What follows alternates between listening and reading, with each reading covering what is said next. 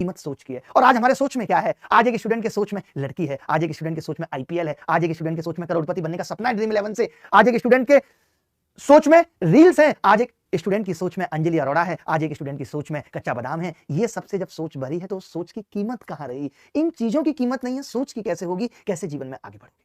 सबसे बड़ी दिक्कत है आज बच्चा पढ़ने बैठता है, तमाम 36 तरीके की बातें चलती हैं, आपको पता है उसकी वजह क्या है?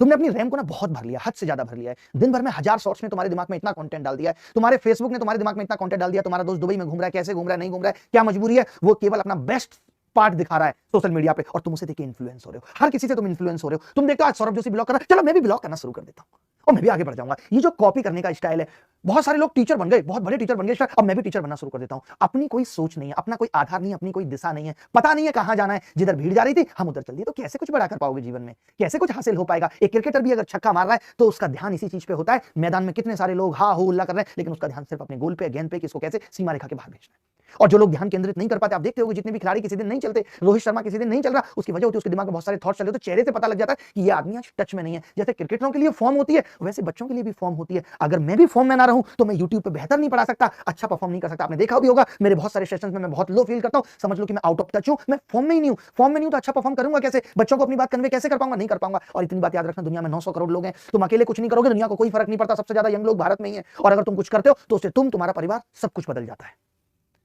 तो क्या सोच रहे हो? दो वजह हो सकती है। अगर तुम्हारी ओवर थिंकिंग है, तुम्हारे दिमाग में बहुत सारे थॉट्स आते हैं। पहली कि तुम फिजिकली फिट नहीं हो। फिजिकली फिट क्यों नहीं हो, मैं उसकी वजह बताता हूं। होता क्या है, हमारे बॉडी में एक थायराइड ग्लैंड होती है जो टीएसएच, T1, T2, T3 ये सब डिसाइड करती है। ये एक ऐसी ग्लैंड होती है दुर्गा जी, मैं आपको भी बताना चाहता हूं हम लोग इस बीमारी से क्यों ग्रसित हुए। मुझे भी थायराइड है, क्यों हुआ वो बहुत छोटा सा ही है, कभी कभी बढ़ जाता है, घट जाता है। उसकी वजह होती है कि ये ग्लैंड ना रात और दिन के हिसाब से चीजें प्रोड्यूस करती है।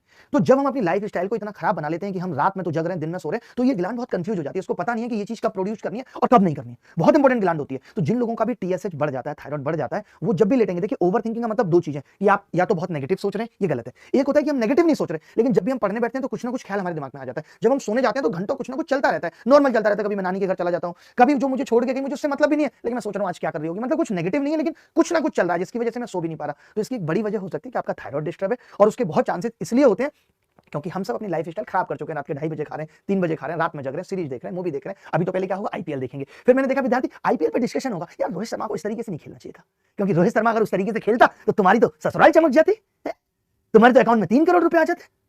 भाई तुम्हारा वक्त कब बदलेगा? रोहित शर्मा का वक्त बदल गया, विराट कोहली का वक्त बदल गया, सबके वक्त बदल गए, हमारा वक्त बदल गया। जो नहीं बदला उसको बदल रहे हैं, और तमाम लोगों का वक्त बदल गया। तुम अपना वक्त कब बदलोगे? तुम क्या साली ये सब सारी जानकारी इकट्ठी करने में ही अपने दिमाग को लगा दोगे? आज वो क्या कर रहा है, आज सोचो तुम्हें कितने सारे लोगों के बारे में पता है। जैसे मैंने भी एग्जांपल लिया था कि तुम्हें सौरभ जोशी के बारे में पता है, जबकि तुम्हारी तैयारी से या तुम्हारे जीवन से उसका कोई लेना देना नहीं था, फिर भी तुम्हें पता है। तो तुमने इतनी फालतू की जानकारी इकट्ठी कर रखी है जो तुम्हें अनकंफर्टेबल कर रही है, सोचने पे मजबूर कर रही है, कंसंट्रेशन बन ही नहीं पा रहा। तमाम बच्चों की प्रॉब्लम है, कंसंट्रेट नहीं हो पाते, पढ़ने बैठो इधर उधर की बातें दिमाग में आती है। सोचो हमारा दिमाग पे कंट्रोल खत्म हो गया, क्योंकि सारा कंट्रोल तो हमारा मोबाइल ने ले लिया। मोबाइल की टिंग होती है तो हम बचते जगते ही सबसे पहले मोबाइल देखते हैं। हालात होगी वॉशरूम जा रहे हैं तो मोबाइल हाथ में, और उसी हाथ से फिर मोबाइल गंदा भी हो गया, वही हाथ से खाना, कुछ इतनी गंदगी मचा दी है जिसकी कोई सीमा नहीं है। हर वक्त मोबाइल। लोग कहते हैं सोने से 2 घंटे पहले मोबाइल छोड़ दो, हम सोने के बाद भी 2 घंटे मोबाइल दिमाग में चलता है। कैसे बेहतर नींद आए, कैसे बेहतर नींद नहीं आए तो अगला दिन अच्छा बीते, कैसे भाई? ओवर थिंकिंग होगी। अगर इसको ठीक करना चाहते हो, जितनी भी तुम्हारे दिमाग में खराब बातें आती हैं, कभी इमोशनल होते हो, कुछ भी होता है, एक डायरी लो, उस पर नोट कर लो, बहुत मन हल्का होगा। सुबह जग के सबसे जरूरी है कि 15 से 20 मिनट योगा, मेडिटेशन, प्राणायाम करो। ध्यान केंद्रित करना सीखना पड़ेगा। जिसका ध्यान केंद्रित नहीं है, सोचो वो कैसे अर्जुन की तरह उस मछली की आंख में तीर मार सकता है। तुम्हें अपना गोल दिखना बंद हो जाएगा, तुम इधर उधर की चीजों में रहोगे। आज पालिका चले गए, कल उसको जाके सरोजिनी नगर से शॉपिंग करा लाए, दिल मांगे मोर, चले आना मेरी ओर। ये सब में ही तुम्हारा समय जा रहा है। कब एनालिसिस करोगे? अब तो शर्म करो यार। 8 लाख तुम्हारे पिताजी ने तुम्हें इंजीनियर बनाने पे खर्च कर दिया। अगर वो भी थोड़े पढ़े लिखे होते तो आज आरओआई पे बात करते, रेवेन्यू ऑन इन्वेस्टमेंट। आरओआई क्या आ रहा है? बीटेक करके अब एसएससी की तैयारी कर रहे हो, उसमें भी उम्र निकल गई। जिनकी नहीं भी निकली थी, 6 महीने बची थी, तो एसएससी ने निकाल दी। क्योंकि एक बार अगर वक्त गुजर गया तो याद रखना कि फिर वापस कभी नहीं।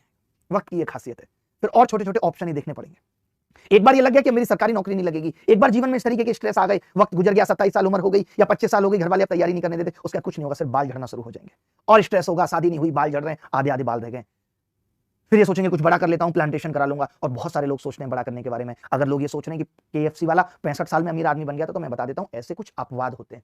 बट हम अपवाद को अपनी मंजिल नहीं बना सकते। अपवाद इतिहास बनाता है। जब बन जाते हैं तब पता लगता है कि अच्छा सचिन तेंदुलकर 10th फेल थे और इतने बड़े क्रिकेटर बन गए। लेकिन मैं ये सोचूं कि इसके लिए ये प्रोसेस है, या अवध ओझा सर इतने बड़े टीचर बन गए, पहले उन्होंने 19 केस किए, ये सब अपवाद हैं। और हम अपवाद को अपनी राह नहीं बना सकते। मैं ये नहीं सोच सकता कि आज मैं पहले क्या करूं, 10th फेल हो जाऊं, फिर सचिन तेंदुलकर जैसा क्रिकेटर बनूंगा। नहीं, हमें नॉर्मल चलना पड़ता है। जब हम किसी मुकाम पे पहुंच जाते हैं तो पता लगता है अच्छा ये तो अपवाद था कि मैं कम पढ़ता था फिर भी सेलेक्ट हो गया। जैसे बहुत सारे लोग सोच रहे थे, बहुत बच्चे हैं वो तो इंटरव्यू में कह रहा था कम पढ़ता था उसका सिलेक्शन हो गया, मेरा भी हो जाएगा। नहीं भाई, कुछ लोग अपवाद होते हैं।